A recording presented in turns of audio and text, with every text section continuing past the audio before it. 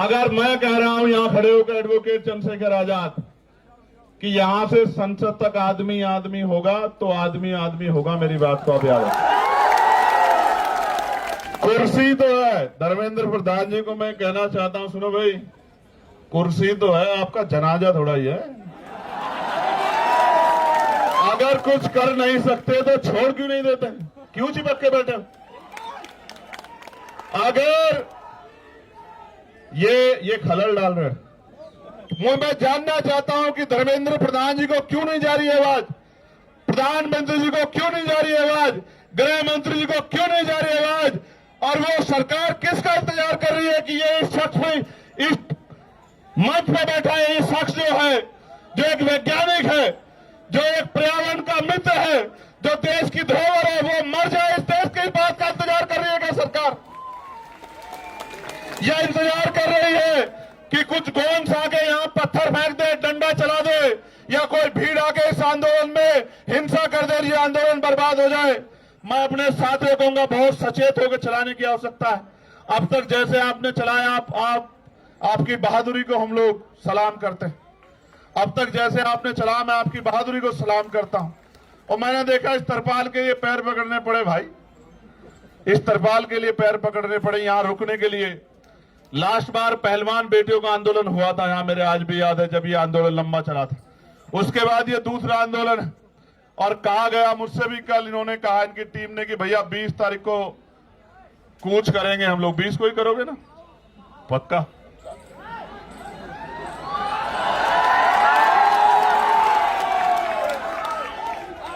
तो लिखो, नोट करो कि 20 तारीख को कूच करेंगे, मेरी बात को आप याद रखो। मैं 20 तारीख को ही आता, मेरा भरोसा करो, मैं 20 तारीख को ही आता। मैंने किसी को कहा भी नहीं आने के लिए, आप जानते हो, मैंने किसी से नहीं कहा कि आ जाओ, लेकिन इनकी वजह से आना पड़ा, इनकी वजह से आना पड़ा। मैंने इनसे कहा कि जाओ, उनसे कहो कि वो अनशन त्याग दे, देश को उनकी जरूरत है, युवाओं को उनकी जरूरत है। और इन्होंने कहा कि वो तो नहीं मान रहे। मैंने इनसे कहा मेरा संदेश देना कि उनका भाई इनसे कह रहा है कि त्याग दो, तो संदेश ही आया कि नहीं, वो नहीं छोड़ रहे अनशन। तो मैं आज इनसे नहीं कहूंगा अनशन छोड़ो, मैं बिल्कुल नहीं कहूंगा। मेरे आज भी याद है जब शहीद आजम सरदार भगत सिंह जेल में थे, उनके पिताजी चले गए एप्लीकेशन लेके अंग्रेजों के पास कि इनकी सजा माफ कर दी जाए। तो मुझे याद है शहीद आजम सरदार भगत सिंह जी के वो शब्द अपने पिता से, जब उन्होंने कहा कि आज आपने मेरी पीठ में छुरा घोंपा है, जिनके खिलाफ मैं लड़ रहा हूं, आपने उनके आगे कमजोर पड़ने का काम किया। आज आपने मेरे आंदोलन को कमजोर किया है, मेरे संघर्ष को कमजोर किया है। तो मैं लड़ने वाला व्यक्ति हूं, मैं इनका संघर्ष कमजोर नहीं करूंगा। अगर इनको कुछ होगा तो इसका खामियाजा इस सरकार को भुगतना पड़ेगा, मेरी बात को आप याद रखना। हमें इनको मनाने की जरूरत नहीं है कि ये अनशन त्यागे, देश की सरकार से सवाल पूछने की जरूरत है कि वो इस डिक्टेटरशिप को क्यों कर रही है। जो शिक्षा मंत्री पेपर नहीं बचा सकता है, वो युवाओं का भविष्य कैसे बचाएगा, इस बात का जवाब शिक्षा मंत्री जी को देना पड़े। मैं फिर आपसे कह रहा हूं, ये आंदोलन युवाओं के भविष्य को बचाने के लिए, और मैं देश के हर एक युवा से कह रहा हूं, जब ये लड़ सकते हैं जिनको नौकरी नहीं चाहिए, जिनको पेपर नहीं देना, तो आप भी लड़ सकते हो। इसे इतना बड़ा करो आंदोलन को, क्योंकि ये लोकतांत्रिक व्यवस्था है, ये संवैधानिक देश है। जब आंदोलन बड़ा होगा, मैं गारंटी से कहता हूं कि सरकार झुक जाएगी। हमने पहले भी सरकार को झुकते हुए देखा। किसानों की शहादतें याद करते हुए मैं कहना चाहता हूं, उन किसानों को नमन करते हुए हमने सरकार को झुकते हुए देखा है। ये तो एक केंद्रीय मंत्री के पद से इस्तीफे की बात, ऐसे कितने ही मंत्रियों को लगातार इस्तीफे देने पड़ेंगे जब जनता खिलाफ हो जाएगी, मेरी बात को आप याद रखें। कुर्सी तो है, धर्मेंद्र प्रधान जी को मैं कहना चाहता हूं, सुनो भाई, कुर्सी तो है, आपका जनाजा थोड़ा ही है। अगर कुछ कर नहीं सकते तो छोड़ क्यों नहीं देते, क्यों चिपक के बैठे? अगर ये खलल डाल रहे हैं, एक बार जो कह दिया जाए वो माना जाए, उसके बाद दोबारा कहना पड़े तो ये अनुशासन के बाहर। अगर आप कुर्सी पे बैठ के कुछ कर नहीं सकते, देश के युवाओं का भविष्य नहीं बना सकते, तो आप कुर्सी छोड़ क्यों नहीं देते सर? क्यों चिपट के बैठे हो? जब देश के युवाओं को आप जैसा शिक्षा मंत्री चाहिए ही नहीं है तो काहे को चिपक के बैठे हो? सवाल ये है, सरकार अगर 3 किलोमीटर की बात नहीं सुन रही है तो क्या 300 किलोमीटर की बात सुन सकती है? सारे कैमरे बर्बाद कर दिए। सरकार सुनना नहीं चाहती है, सरकार सुन के इग्नोर कर रही है? जवाब दो। उनको लगता यह है कि ऐसी अफीम चाट रखी है लोगों ने, कितने दिन याद करेंगे? और ये सच भी है, ये सच भी है। मैं बहुत कड़वी बात कह रहा हूं, जिनके बच्चों के लिए यहां लड़ा जा रहा है वो माँ बाप घर में इसलिए बैठे हैं कि उनके बच्चों से कोई सवाल उनके बच्चों के फ्यूचर पे ना आ जाए। आपके बच्चों का फ्यूचर है ही कहां भाई? पैसे वाले लोग पेपर लीक करा लेंगे, जिनके जो पावर स्ट्रक्चर से जुड़े हुए लोग हैं उनको पेपर पहुंच जाएगा, तो किसको नुकसान होगा? उसी को ना जो मेहनत कर रहा है, वो किसी भी जाति का हो, किसी भी धर्म का हो। तो ये फिर न्याय, फिर ये अवसर की समता, निष्पक्षता कहां बची? मैं तो उन बहादुर बहनों का भी धन्यवाद करता हूं, उनके हौसले का भी धन्यवाद करता हूं जो डटी हुई। जहां नौजवान घर में बैठ के रील देख रहा है, वहां मेरी बहादुर बहनें आंदोलन कर रही है। मैं दिल से धन्यवाद करता हूं। 20 तारीख को आओगे नहीं आओगे बताओ?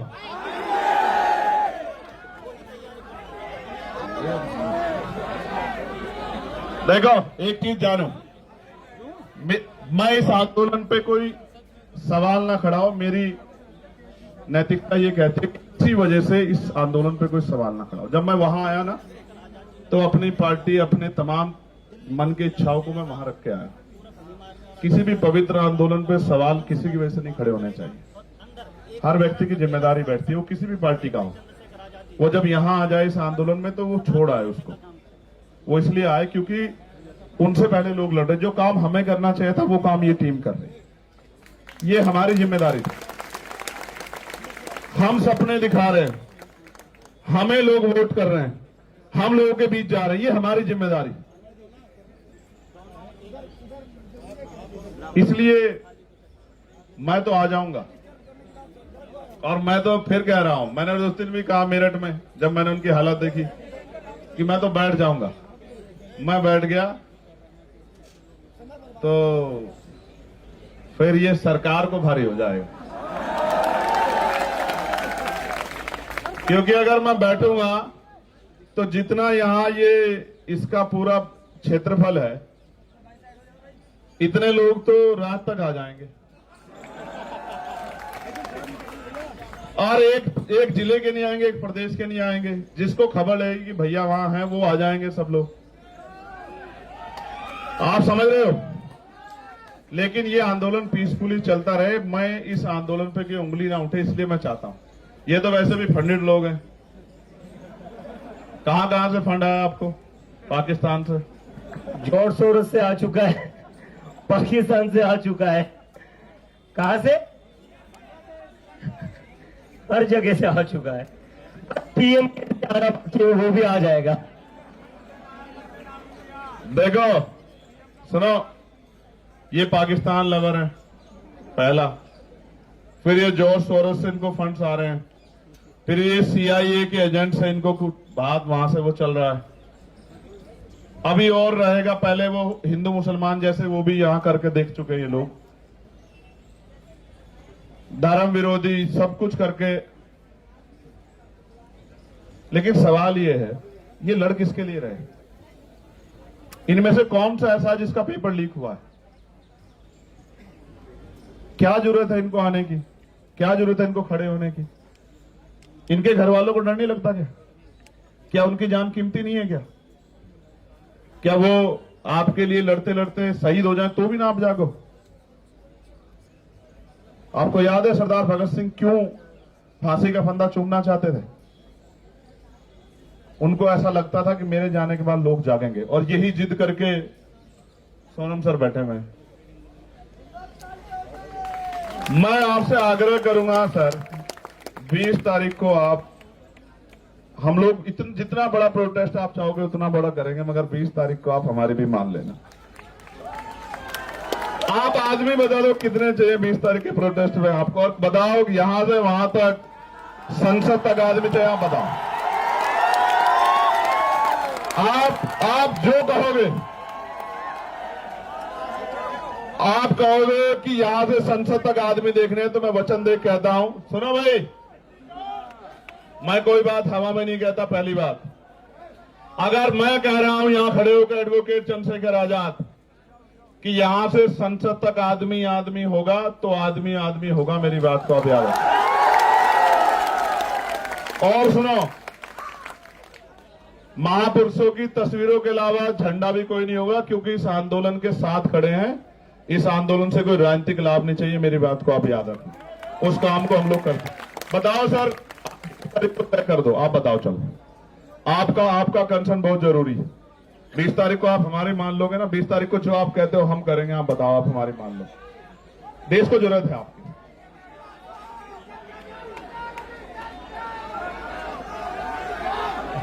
आप 20 तारीख को हम कर रहे, आप चाहते हो 20 तारीख को हम लोग जीत जाएं?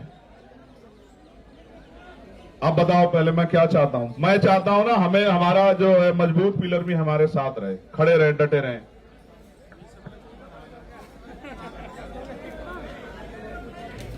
फिर हम विजय दहिया का डांस भी देखेंगे यहां 20 तारीख की शाम में।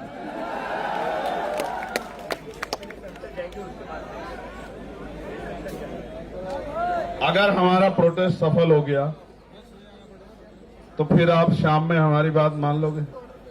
पक्का? ये डांस दिखाएगा शाम में, विजय डांस करके दिखाएगा शाम में। विजय आपका नाम? देखो, 20 तारीख को प्रोटेस्ट होगा तो प्रोटेस्ट होगा, और ऐसा प्रोटेस्ट होगा कि पिछले 10, 12, 15 साल में तो ऐसा प्रोटेस्ट दिल्ली में नहीं हुआ होगा। कारण क्या है? कारण क्या है? ये जिनके लिए लड़ रहे ना, उनको भी नहीं पता कि ये उनके लिए लड़ रहे हैं। यहां तो मीडिया बहुत कुछ तय कर देता है। वो सुई के बराबर इस आंदोलन में इनके मन का खोट ढूंढ रहे हैं। वो ये चाहते हैं एक इतना सा इनके खिलाफ कुछ मिले जिसको वो बता सके कि ये आंदोलन एंटी नेशनल है, ये भारतीय संवैधानिक व्यवस्था को डिस्टर्ब करने के लिए किया जा रहा है। मैं यहीं पल पड़ा हूं, यहीं संघर्ष किया। मैंने जेएनयू के बच्चों पर चलती लाठियां भी देखी, मैंने डीयू के बच्चों पर चलती लाठियां भी देखी, मैंने यहां एनआरसी से लेकर तमाम आंदोलन देखे, और मैंने खुद बताया ना, मैं निर्दोष होते हुए 16 महीने जेल में रहा। जब मुझे बेल मिली तो मेरे ऊपर एनएसए लगा दी रात को 2:30 बजे। हम भरोसा करते हैं लोकतांत्रिक व्यवस्था में, संवैधानिक व्यवस्था में, अपने जो गवर्नमेंट के इंस्टीट्यूशन है उनमें भरोसा करते हैं। हमें लगता है अगर कोई नहीं सुनेगा तो कोर्ट सुनेगी, तो जब कोर्ट से बेल मिलती है तो फिर एनएसए लग जाता है। कहां जाएंगे हम लोग? हम यही आंदोलन कर सकते हैं। और जिनको लगता है आंदोलन से कुछ नहीं होता, मैं आपको फिर कह रहा हूं, 2 दिन पहले हम लोग मिले थे, मैंने इनसे कहा था कि आप मानो मेरी बात को कि बहुत कुछ होगा, बहुत कुछ होगा, बस आप डटे रहो। और मैंने इनसे कहा कि 20 तारीख तक डटे रहना।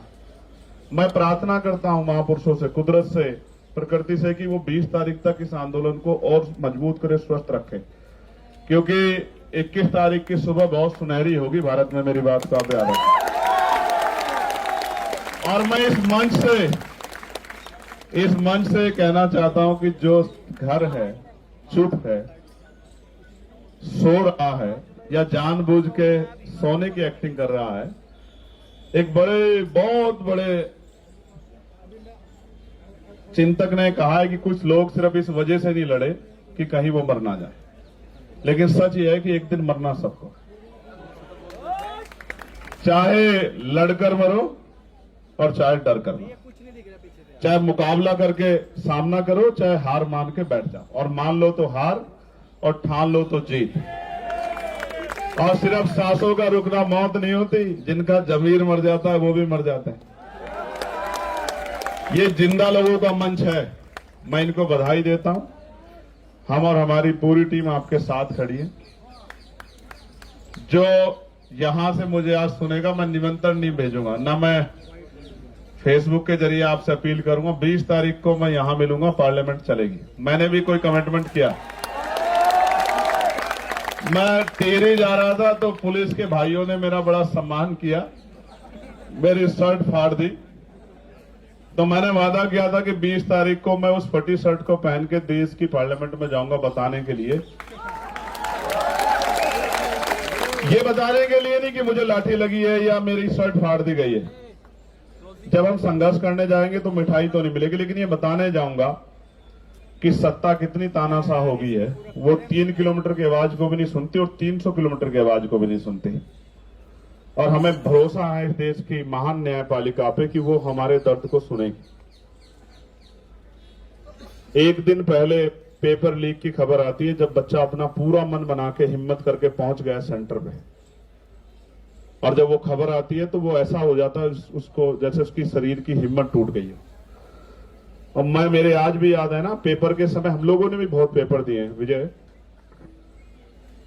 तो रुकने की जगह ढूंढते थे, किसके यहां रुकेंगे, किसके यहां खाना खाएंगे। दूसरे शहर में जाना मिडिल क्लास परिवारों के लिए, गरीब बच्चों के लिए आसान थोड़ा ही। और जब जा रहे हैं तो पता लग रहा है पेपर लीक हो गया है या घोटाला हो गया है।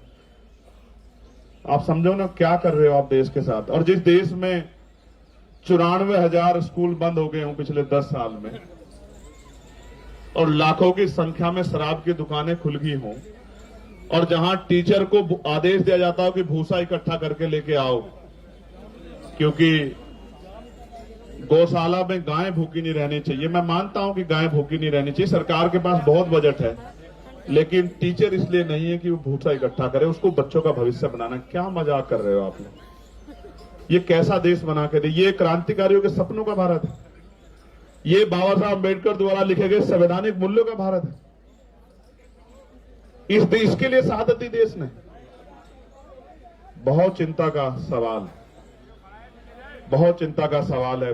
मैं बड़ी पीड़ा के साथ कहना चाहता हूं, 20 तारीख का आंदोलन हम लोग खुशी से नहीं, नौजवानों के भविष्य को बचाने के लिए करेंगे। और मैं ये भी आपसे वादा करता हूं, मैं कोशिश करूंगा, 24-25 में मेरे कार्यक्रम लगे हैं मुझे अपने आंदोलन को भी आगे बढ़ाने के, लेकिन 20 तारीख के बाद हर रात मेरी यहीं कटेगी। मैं आपको इस बात का विश्वास है।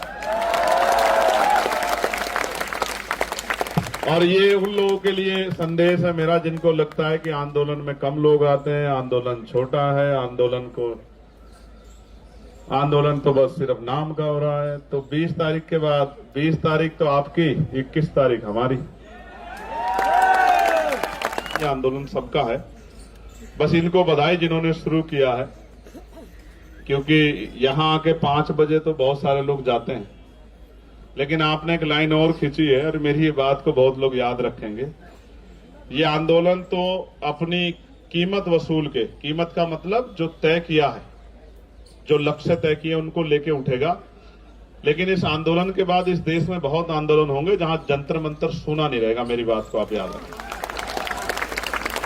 चाहे वो कर्मचारियों के हों, नौजवानों के हों, किसानों के हों, क्योंकि आदिवासियों के हों, दलितों के हों, पिछड़ों के हों, देश के किसी व्यक्ति के हों, महिलाओं के, जंतर मंतर सुना नहीं रहेगा। क्योंकि आपने एक लाइन खींची है, 5 बजे की लाइन को आपने क्रॉस किया है। जब आपने क्रॉस कर दिया तो बहुत लोगों के रास्ते खोले। मैं आपका धन्यवाद करता हूं बहुत बहुत। कोई और बात जो बाकी, कुणाल के लिए कुछ कहना है, किसी को रोस्ट करना है? कहां अहमदाबाद जाओगे, कहां जाओ?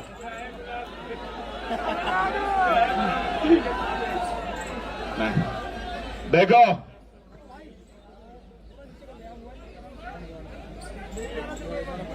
रिश्त तो है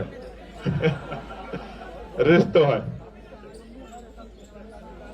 नहीं कोई ऐसी दिक्कत नहीं है। अभी तो हम इतने लोग बैठे हैं, कहां को तमिलनाडु जाना, देश हमारा है। जब तक इस देश का संविधान हमारे साथ खड़ा है, जब तक इस देश का संविधान जिंदाबाद है, मजबूत है, बाबा साहब ने कहा था आदमी भूखा रह सकता, अपमानित होकर नहीं रह सकता। जब तक नौजवानों में स्वाभिमान, सम्मान है और उसको पाने की चाहत है, अपने अधिकारों की रक्षा करने की चाहत है, तब तक थोड़ा ही कुछ बदलने वाला है। तब तक तो ऐसे कितने शासक आएंगे, कितने धूल चाटेंगे, कितने जाएंगे, कौन परमानेंट है यहाँ? कौन परमानेंट है? ये तो आती जाती रहती है। जिसके घमंड में हो आप, जिसके घमंड में कुचल रहे हो, क्यों नहीं सुनाई दे रहा आपको? 17 दिन में नहीं सुनाई दिया। मुझे तो ऐसा लगता है हुकूमत इंतजार कर रही है कि इनको कुछ हो जाए, क्योंकि देश के लोग 2-3 दिन जागेंगे, उसके बाद फिर सो जाएंगे और बाकी काम जो है हमारा महान मीडिया कर देगा। वह तो समझता हूं सरकार के आधार पे, क्योंकि मैंने तो अपनी आंखों से देखा किसानों के आंदोलन को, 13 महीने सड़कों पे, उन पर चलती हुई लाठियां, उनका बहता हुआ खून की शहादतें मैंने अपनी आंखों से देखी, और एक शब्द नहीं कह पाए देश के प्रधानमंत्री उनके लिए। बस आरोप तो लगाते थे कि ये खालिस्तानी है, इन पे फंड आ रहा है, अमेरिका से आ रहा है। ये आरोपों के बाद कोई सच्चाई भी होती है क्या आपके पास? कि हमने ये जांच की, मैं हाथरस गया था, 100 करोड़ की फंडिंग की चंद्रशेखर आजाद को इस आंदोलन करने के लिए। मैंने कहा 1 रुपए की साबित कर दो, जीवन में कभी सड़क पे नहीं दिखाई दूंगा। और नहीं साबित कर पाओ तो माफी मांगना मुख्यमंत्री जी। कुछ भी नहीं, इतने निष्ठुर लोग हैं, आरोप लगाया उसके बाद कुछ भी नहीं, फिर सुबह शाम वही। इसलिए आपसे कह रहा हूं, इस आंदोलन पे भरोसा करो, इस आंदोलन को ताकत दो, आके जुटो, काम से आओ फिर आओ, लेकिन इस आंदोलन में हिम्मत दो कि जो लोग लड़ रहे हैं उनकी हिम्मत कम ना हो। मैं आप सबका बहुत बहुत धन्यवाद करता हूं। मेरी बहुत सारी मंगल कामना, ये आंदोलन कामयाब हो। जय भीम, जय भारत, जय संविधान। आप सबके लिए बहुत बहुत मंगल कामना और प्रार्थनाएं भी कि इसकी अपेक्षा आंदोलन की, उसके लक्ष्य वो पूरे